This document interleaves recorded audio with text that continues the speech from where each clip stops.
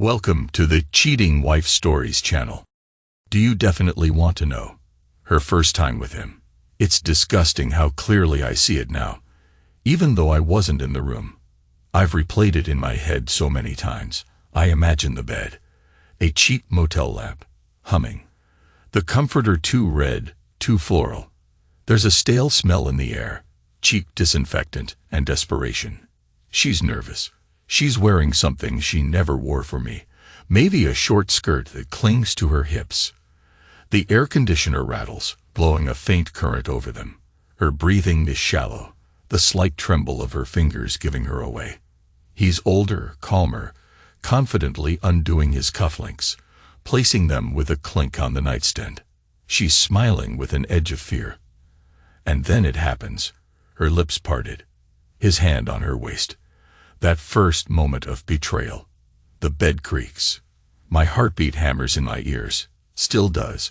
I can practically taste the humidity, the electric tension crackling around them. Everything about that moment is an insult to the life we built, but you insist on knowing. All right. That's how it started. Or so I imagine. I wasn't there, obviously, but I've constructed the scene in every vile detail. That's how it plays out in my nightmares anyway. The truth is, I discovered her ad on Craigslist. Legal companionship was the polished phrase she used. Suburban zip code, blurry photo, her chipped nail polish, her wrist so familiar. Then the texts, the receipts, the swirling suspicion that dragged me under like a riptide. But the first time, I piece it together from the scraps of data, the timestamps, the credit card charges, a note scrawled in her planner that said NC with a little heart. Nick Chambers. That's him. That's the one who took my place in bed, the father of the boy I thought was mine. I remember the moment I connected all the dots. My hands shook so badly I could hardly breathe. The house was silent, except for the whir of the central heating. She was out, meeting a friend, she said. Our son, my son, or so I believed, was at a neighbor's for a playdate. I turned on my computer, saw the ad, saw her. The warm living room light felt suffocating. I kept hearing the heater click on and off like it was mocking me. My heart pounded in my throat. Images of her, and that man rotating in my head. Then that shortness of breath. It was panic, a hot flash of disbelief. I had to close my eyes. I forced myself to read every word of that advertisement. She wrote, discreet, upscale companionship for professional men. A phone number. A time slot. Our zip code. My wife. I never confronted her directly about that first discovery.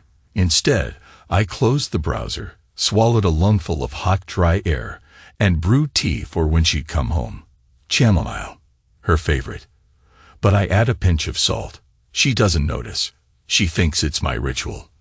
I call it my sand of pain. A quiet, bitter reminder with every sip she takes.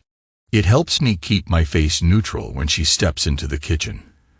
That night, I wondered how it actually went down between them. Did she close her eyes when they first touched? Did she feel guilty for one moment, or did she lose herself in the excitement? I think she must have felt a thrill. She's that type. She needs attention. The next morning, the kettle whistled, slicing through my sleep-deprived haze. And I knew I couldn't just let it go. Something hollow gnawed at my ribs. A slow, circling anger, hungry and patient. I tested our son's DNA soon after. That's when the rest of the pieces fell into place. It wasn't the color of his eyes or the shape of his jaw. There was just a vague sense that the puzzle didn't fit. I mail-ordered a kit, took the sample from him when she wasn't around, and waited. I waited with a stone in my gut, certain of what I find. And sure enough, the results came back. 0% probability of paternity. My hands trembled, but this time there was no panic, just a cold, settling calm.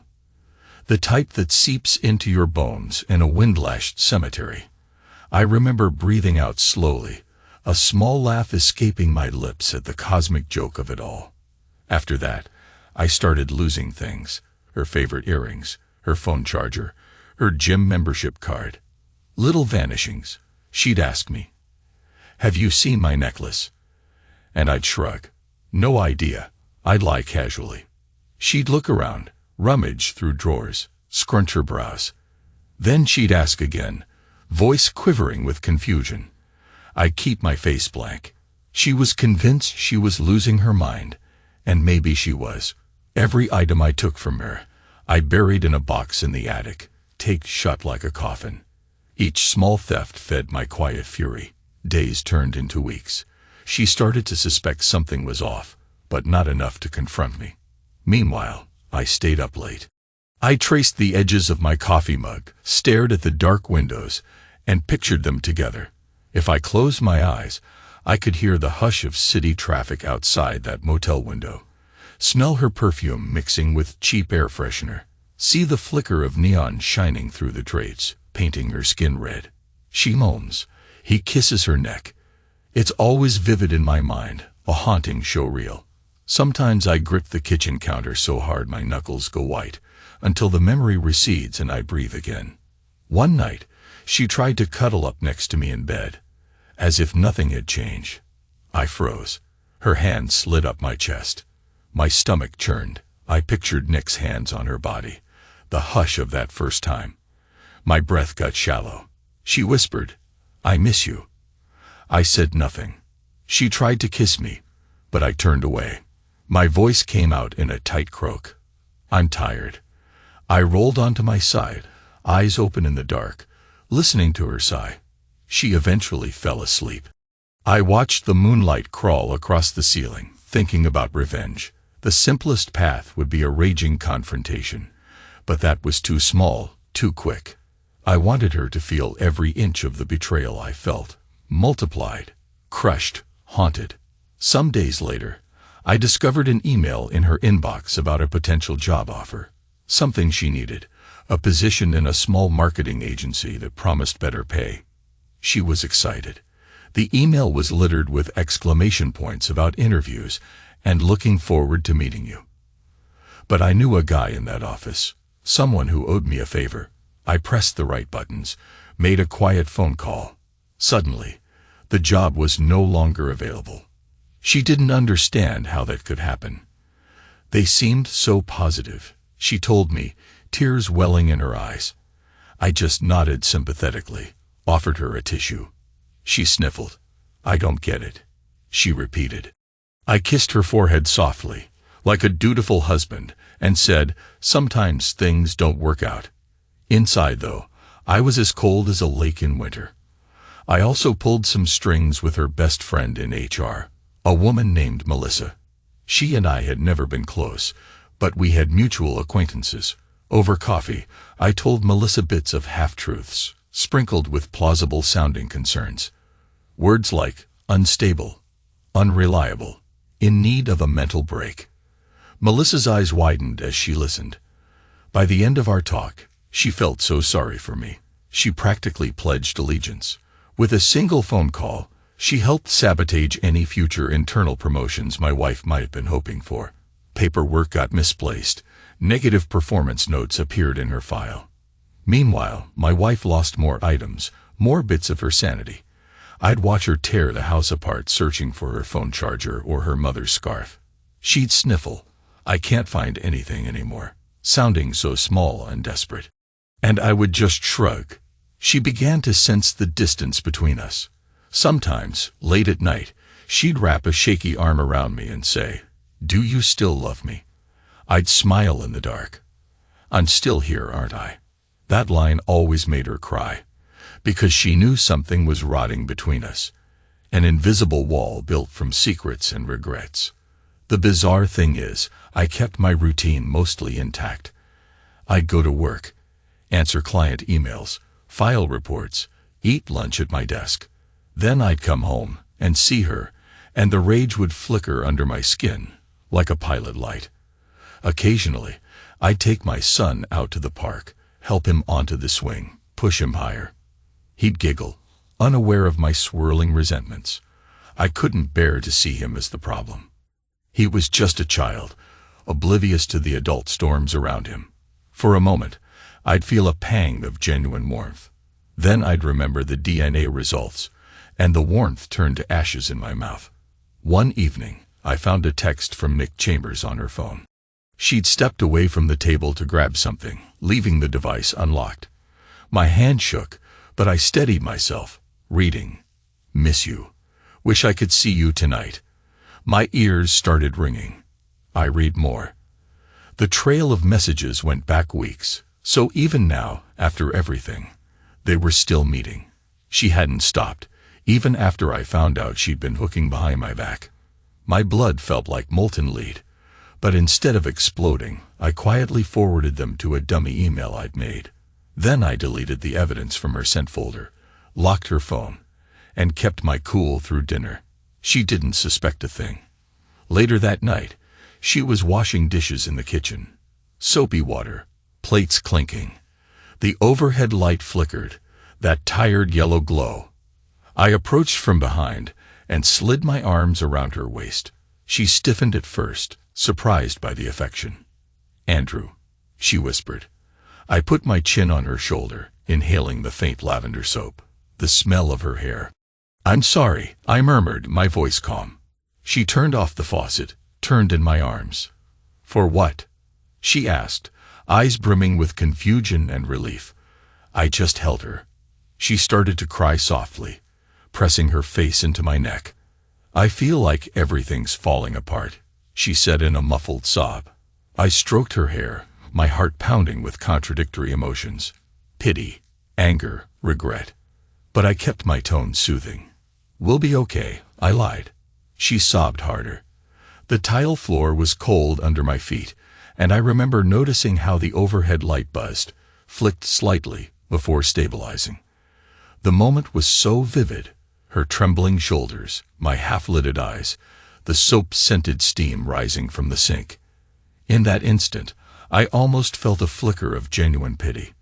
But then I remembered that text from Nick, "Wish I could see you tonight," and my resolve hardened like steel. I started to plan the final stage of my revenge in meticulous detail. I wasn't going to kill her, or cause any physical harm. That was too crude, too easy to trace. Besides, I wanted her to live with the consequences. My approach would be more surgical, cut her off from job prospects, from friends, from her illusions of a future.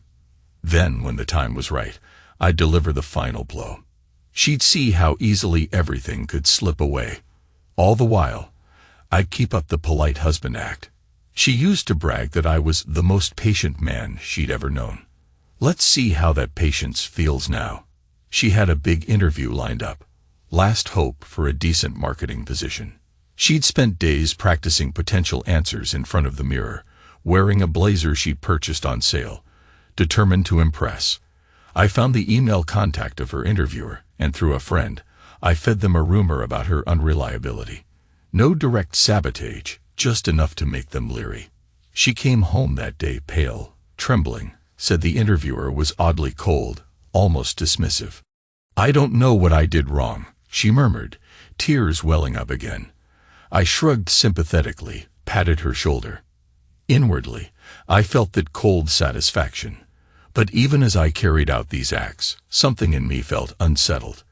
In private, I'd stare at old photos of us. Vacations, birthdays, ordinary weekends. We looked happy. Sometimes, I wondered if it was all a lie, or if there was a time she genuinely loved me. Maybe she did, once, and maybe I was too complacent. The memory of her face on our wedding day, smiling so brightly under the sun, haunted me at odd moments. Yet that memory only fueled my resentment. How dare she do this to me, to us? Eventually, my thirst for retribution turned toward Nick. I started gathering data on him. Corporate attorney, big shot type, swirling in suits and lunch meetings. I discovered his social media presence, photos of him at fancy restaurants, traveling to Cancun, shaking hands with executives. I found out about his divorce, the settlement that left him a little bruised financially, but still afloat. I discovered that the father he'd admired was mostly absent. He had a reputation around the firm for being ruthlessly competitive. A real piece of work. That made sense. My wife had a taste for men who carried themselves with swagger, apparently. Late one night, the house silent except for the fridge's low hum, I skimmed through Nick's professional profile. He was on the partner track at his law firm. If I could plant a scandal, something to cast doubt on his ethics, it might cause some trouble. But how? I needed a precise approach. The next morning, I disguised my phone number, left an anonymous message for the managing partner about inappropriate conduct with a client's spouse, hinting that certain details could become public. It was thin, yes, but enough to plant a seed of concern. I don't know if it took root, but it made me feel better, imagining him panicking if the rumor ever reached his colleagues. Then came the night everything snapped. She told me she was leaving for a weekend with her sister, a lie she used countless times. She rolled her suitcase to the door. I offered to help carry it, but she refused with a nervous laugh. "I'll be back Sunday afternoon," she said, not meeting my eyes. I forced a smile. "Have fun," I murmured. She nodded and left, shutting the door behind her. The hush in the hallway settled like dust. I waited half an hour. Then I grabbed my coat and followed her. I knew exactly where she was going, some upscale hotel downtown. I'd seen an email from Nick referencing the reservation, a name that matched his corporate discount. The lobby was sleek marble, the kind that gleams under soft yellow lighting. I stepped in, heart pounding. Part of me felt sick with adrenaline. Another part was eerily calm. I scanned the crowd. She wasn't in the lobby, probably already upstairs. I considered going up, but I didn't want a public scene. Instead, I stepped behind a marble column and waited, my phone in hand. The air felt too cold, the AC blasting away. In the reflection of the polished floor, I saw well-dressed business people hurrying by, not giving me a second glance. Finally, I saw Nick and my wife descending in the glass elevator. They stood close, but not touching, as if to hide from prying eyes. She looked disheveled, her hair slightly undone, lipstick smudged. He carried a briefcase. They walked across the lobby, quiet and composed. I kept to the side, my heart hammering like mad. As they passed, I inhaled her perfume. It was the same one she used to wear for our date nights. My stomach twisted. I wondered if she was still flushed from the sheets, if she'd moaned in that breathy voice she once used for me. My mind ignited with violent, strobing images of their intimacy. For a second, everything blurred. Then I stepped out of the column's shadow, letting them see me. Her eyes locked on mine. Her face went pale, mouth falling open. She dropped her phone. It clattered on the marble floor. Nick froze, confusion snapping across his features. I said nothing, just stared at her. Then, quietly, I turned around and walked out the door. Behind me, I heard her voice break into a sob. Nick tried to hush her, his voice low. The automatic doors slid open before me, letting in a gust of chilly night air. My hands felt numb. My chest was so tight I could barely exhale. But I didn't look back. She came home later that night, hours past midnight. She must have left Nick, or maybe they had a fight. I don't know. I was sitting at the kitchen table, a single overhead light shining on the wood. She stepped inside, eyes puffy, face streaked with tears. "Andrew," she said, voice trembling. I didn't speak. She sobbed. "I can explain." I stayed silent, keeping my eyes on the chipped grain of the tabletop. She broke down. "I'm sorry. He's just a fling. I didn't mean." She stumbled over her words, tears streaming. She took a halting step toward me. "Please, talk to me." I finally lifted my gaze. "I see you've had a busy weekend," I said softly. She burst into another sob, covering her mouth. Her voice came out in gulps. "I was lonely. You were so distant. And Nick, he offered me something else." She tried to reach for my hand. "But I still love you," she insisted, voice cracking. I pulled away, standing up. The chair scraped the floor, echoing. "I'd like to believe that," I said, my tone quiet. She shuddered, tears dripping onto the floor. I felt a flicker of that same pity, but it was drowned by a wave of cold anger. She sobbed. We can fix this. We can, maybe see a counselor. I'll leave him. I'll do anything. Her desperation was almost nauseating. But I didn't want a messy confrontation. Not now. My plan was nearly complete. Go to bed, I said, my voice hollow. She blinked at me, lost. I can't sleep. Her face was blotchy, and her lips trembled. I repeated, go to bed. Then I left the room, hearing her muffled cries echo behind me. Upstairs, I stared at the closed door to our son's room. My head spun with complicated emotions. The child was innocent in this, but I could barely look at him now. Part of me felt monstrous for even thinking that way, but the pain coiled so tight I could hardly breathe. The next morning, I was up early. She'd apparently cried herself to sleep. I poured coffee into my thermos, the house still blanketed in silence. Then I left for work without saying goodbye. At the office, I had trouble focusing. My mind wandered to the final steps of my revenge. I needed to sever the last threads of security she was clinging to. She was counting on a reference from her best friend in HR, Melissa. That was easy enough to ruin. Meanwhile, I considered the nuclear option, exposing everything. The phone records, the credit card receipts, the photos I'd quietly taken of them in the hotel lobby. But a quiet voice inside me kept saying, take your time. Make it hurt more. When I got home that evening, she was waiting in the living room. The blinds were half drawn, letting in stripes of harsh, late afternoon sunlight. She looked exhausted, hair messy, face pale. Can we talk? She asked, voice raw. I nodded, though I wasn't sure what I'd say. I sat on the couch, leaving a gap between us. She inhaled shakily. I know I've messed up, she began, eyes brimming. But I swear, I never stopped loving you. It started out as a mistake, and then it got out of control. It was never about replacing you. I stared at the floor, the feeling in my chest like a heavy, cold stone. You should have told me, I said, my voice steadier than I felt, before it got out of control. She swallowed, tears sliding down her cheeks. You were so distant, I couldn't. She broke off, sobbing. I took a breath. What about the boy? I asked. Her sobbing hitched. She looked away. That was confirmation enough. She knew he wasn't mine. She'd known for a long time, but she never told me. You lied, I said, my voice tight with bitterness. You knew he was Nick's child. You let me raise him, let me believe. My voice cracked. It shot up half an octave, raw with pain. I forced it back down, swallowing. She buried her face in her hands.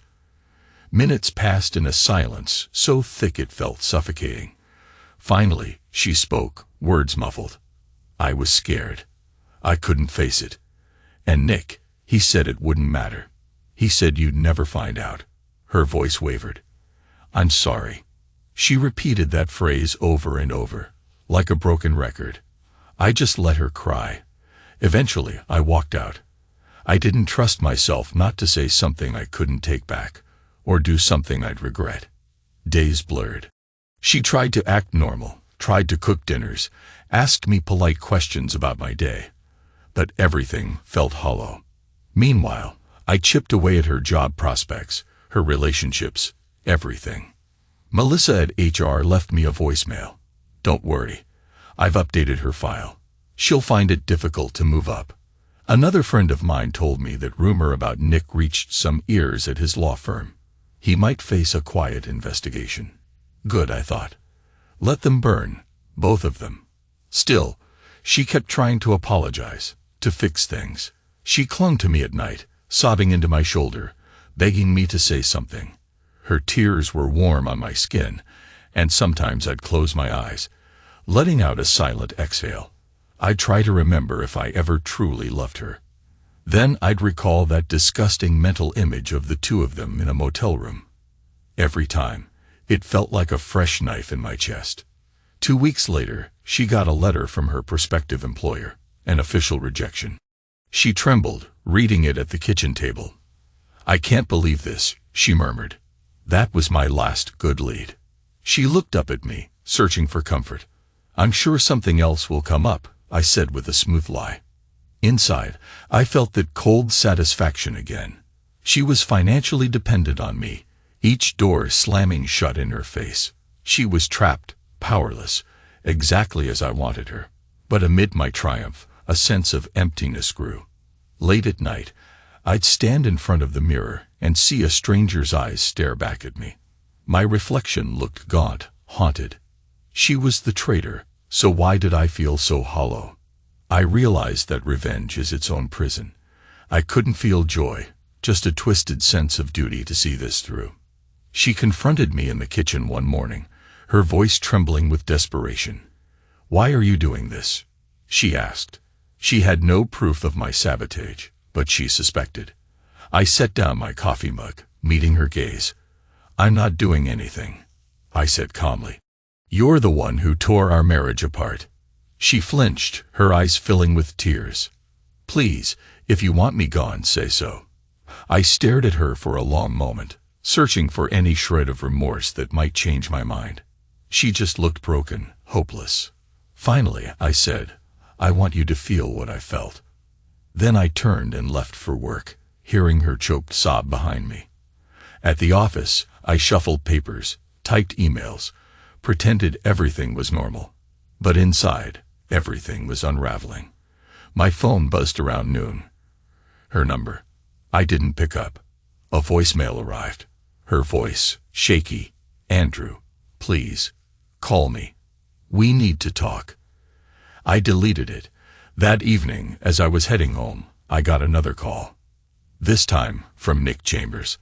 I don't know how he got my number. Maybe from her phone, or maybe he'd always had it. My heart thudded. I glanced around the empty parking garage, the fluorescent lights flickering overhead. I answered with a stiff hello. He was quiet for a second, then said, "Andrew, we need to settle this." His voice was low, controlled. "Settle what?" I asked. My pulse hammered in my throat. "Look, I know you're furious," he said, "but we've got a child in the mix." My grip on the phone tightened. "He's not my child." I snapped. He paused, then sighed. "I can make arrangements. Financially, I can." I ended the call. I didn't want his money. The echo of my footsteps in that cold parking garage followed me like a second heartbeat. I got in my car, turned the key, and just sat there, seething. The fluorescent glare bounced off the windshield. Outside, wind rattled loose signs, and a swirl of grit danced across the pavement. He wanted to settle this, as if it were a business deal. The nerve. When I got home, she was standing in the living room, pale as a ghost. "Nick called you," she said softly. I nodded, dropping my keys on the table. She inhaled sharply. "He wants to handle custody. He said he'd give me." Her voice caught. "He offered me support if I leave you." She exhaled, trembling. "And did you agree?" I asked, my voice icy. She shook her head, tears in her eyes. "No. I told him I'm staying here. With you." A bitter laugh escaped me. "Well, that's quite a turn. After all this time, you pick me." My words dripped with sarcasm, but inside I felt something twist uncomfortably. She buried her face in her hands again. "I made a terrible mistake," she whispered, voice muffled. "I lost myself. I was scared. Please, Andrew. I can't lose everything." I just stared at her, the hush of the house pressing in. I wanted to scream, wanted to throw a lamp, wanted to pound my fists until the walls cracked. But I just said, "Too late." And then, as calmly as I could, I told her I was done. I told her that I'd had enough of lies. Enough of pretending. Her tears fell, and she tried to grab my hand, but I shook her off. That night, she slept in the guest bedroom. Or tried to. I heard her pacing half the night. The next morning, her face looked hollow, circles under her eyes. She tried to speak, but I ignored her, left for work. Another day of quiet sabotage, emails, small phone calls to cut her off from any scraps of hope. By the time evening came, I felt more like a ghost than a man. Each step closer to my final retribution felt heavier, as if the weight of my own cruelty was pressing down on me. Around midnight, I found myself in the garage. I'd set up a small corner with boxes, old furniture. I rummaged through the sealed cardboard box that held her stolen belongings. The scarf, the earrings, the phone charger, her old diaries. I looked at them, each piece reminding me of a time when we loved each other. I felt an ache in my chest that nearly stopped my breath. I wanted to burn them, to watch the flames devour all the evidence of what we once had. But I couldn't. I just closed the box and sat there, the concrete cold beneath me. In the dim flicker of the overhead bulb, I stared at my hands, remembering the boys' laughter at the park, remembering how she used to kiss me in the morning before we parted for work. I knew that after tonight, there was no turning back. The next day, I orchestrated my final act. I had enough on Nick to damage his reputation. Those photos of him with my wife in that hotel lobby, the text messages. I emailed them anonymously to his firm's internal compliance officer, adding a few incriminating lines about conflict of interest. Then I quietly filed for divorce, listing adultery as the cause, attaching the proof. My lawyer, a discreet old friend, assured me it would be a straightforward case. She'd get no alimony once I proved she'd committed fraud regarding paternity. It would ruin her financially. I came home early that evening, earlier than usual. She was in the kitchen, boiling water for tea. She jumped when she saw me. Andrew. Her voice was a hushed quiver. I walked up to the stove, turned off the burner. The steam wafted upward, a swirl of heat kissing my face. She frowned, eyes darting between my hands and the kettle. What's going on? I locked eyes with her. My voice was quiet. I filed for divorce. She paled, mouth open. A faint gurgle escaped her throat as her eyes brimmed with tears. She shook her head, stammering, "No, no, we can fix." I cut her off. "No, we can't." Silence pressed in, thick and suffocating. She tried to speak again, but nothing came out. A soft sob tore from her lips. She sank to her knees on the kitchen floor, tears dripping onto the tile. "I'll lose everything," she gasped. I stared down at her, my breath ragged. She pleaded, "Don't do this. I'm sorry. I can't make it on my own. I was wrong." She tried to grab my wrist. I pulled away. There was a dryness in my throat, and my chest felt like it was caving in.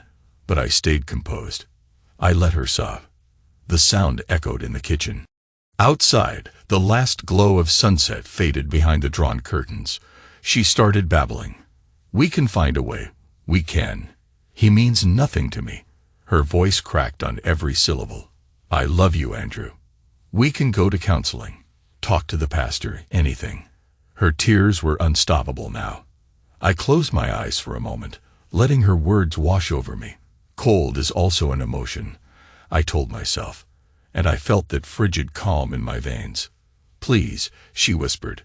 Her eyes were swollen, makeup smudge. I looked at her, a flood of memories surging through me. Our wedding day, the laughter at the diner where we first kissed, the time we found out we were expecting, that joyous look on her face, all the lie. "Get up," I said, my voice low, steady. She shook her head, sobbing, shoulders trembling. I repeated, "Get up." She rose, unsteady, wiping her tears with the back of her hand, mascara streaks staining her cheeks. I gently reached for the kettle, filled it again, and set it back on the stove. The flame flickered under the metal, a soft roar rising as water began to heat. She hovered behind me, uncertain. "What are you doing?" she asked in a broken whisper. I didn't answer. I watched the flame, the flicker of orange, feeling its warmth on my face. Finally, I turned to her. "I know everything," I said, my voice quiet. "Craigslist. The DNA tests, the phone calls, the hotel, everything. She started to speak, but I held up a hand. You put our marriage on the market. You let me raise a child that isn't mine. You gave yourself to a man who never cared about anything but winning. She sobbed. That's not. I cut her off, voice turning sharp. Yes, it is. She opened her mouth, but no words came, just a strangled moan. She started to shake, tears sliding down her face. I felt a distant pang of sympathy, but it was overshadowed by months of suppressed rage. I'm leaving, I said, calm as ice. And I'm taking everything that matters with me. She tried to step closer, but I stepped back. You did this, I whispered. You destroyed us. She dropped her gaze to the floor, tears pooling on the tiles. The kettle began to whistle, the rising pitch cutting through the silence. She flinched at the sound, pressing her trembling hands over her ears. That desperate whistling seemed to fill the room, raw and piercing. I turned off the stove. Steam wafted up, swirling in the overhead light. For a moment, neither of us spoke. Then she whimpered, "What happens now?" Her voice was small, like a child's. My answer came out slow, each word precise. You'll taste the salt. You'll taste every grain of it. Her eyes flickered with confusion, but I said nothing more. I reached into a cabinet, pulled out a mug, placed a tea bag inside. With measured calm, I shook a few granules of salt into the cup. She watched, a silent question in her eyes, tears still clinging to her lashes. Then I poured the steaming water, hearing the hiss as it hit the mug's bottom. Quietly, I slid the mug across the counter toward her. The kitchen light flickered, casting shifting shadows on the walls. I watched her trembling hand lift the cup. She hesitated, looking at me one last time, hoping for mercy. I offered none. She pressed the cup to her lips, eyes fluttering shut. She grimaced at the taste, but swallowed anyway. I turned and walked away, leaving her there with the kettle still warm, the salt swirling at the bottom of her cup, and the echo of my footsteps trailing into the dark hallway. She sobbed behind me, gasping for breath. Her choking cries followed me up the stairs, but I did not turn back. I didn't look at her, or the child's bedroom door. I just kept going, each step heavier than the last, until I reached the bedroom we once shared. I closed the door. Outside, her sobs racked the silence. Inside, I stared at the neatly made bed, the pillows fluffed, the blankets smooth. The final act was complete. My signature on the divorce papers, the sabotage of her career, the betrayal unmasked. And it felt like nothing. Or perhaps it felt cold. The chill of emptiness, the hush that remains after a violent storm.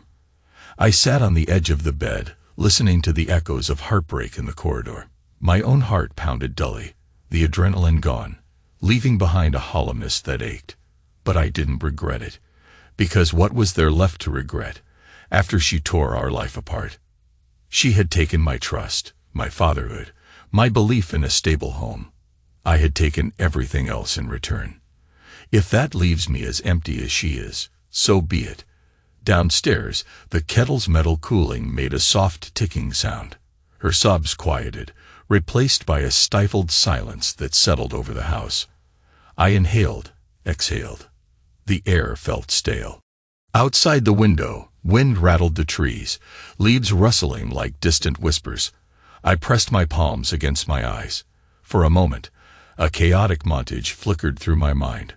The red glow of that first motel sign, the swirl of half-naked bodies I imagined, the flash of bitterness in her eyes when she came home, the hush of Nick's voice on the phone. My chest tightened. Then I took a breath and let it all slip away. It was done. Somewhere behind the bedroom door, she would be picking up the shards of her new broken reality. The child would still need care, but now she'd have to face the truth. And Nick, the father in better suits, with fewer regrets, would find his professional life peppered with scandal. Perhaps they'd run to each other in desperation. Perhaps not. I no longer cared. That final realization fell over me like a gray wave. I just didn't care. Cold is also an emotion, after all. And it was all I had left. I took another breath, let my hands drop to my lap, and listened to the empty hush of the house. Silence. No screams, no pleas, no illusions. Just the quiet drip of the faucet in the bathroom down the hall, and the faint hum of the fridge downstairs. My reflection in the window stared back at me, a silhouette in the fading light. Perhaps tomorrow, I'd pack a bag, find a hotel, start searching for a new place. Maybe I'd call a friend, crash on a couch for a few days. I'd figure it out. I had time, and I had finally severed the ties that bound me to this wounded, hollow marriage. Outside, the wind picked up, rattling the window. The house seemed to creak under the strain. I closed my eyes, feeling the mattress under me, the dryness in my throat, the thick taste of bitterness on my tongue. And I whispered, to no one in particular, I'm still here, aren't I? The echo of those words lingered in the darkness, a reminder of the promise I once made to stay by her side, now twisted into the final curse of a man robbed of everything but his own anger. Yes, I'm still here, but not for long. And that's how it ends.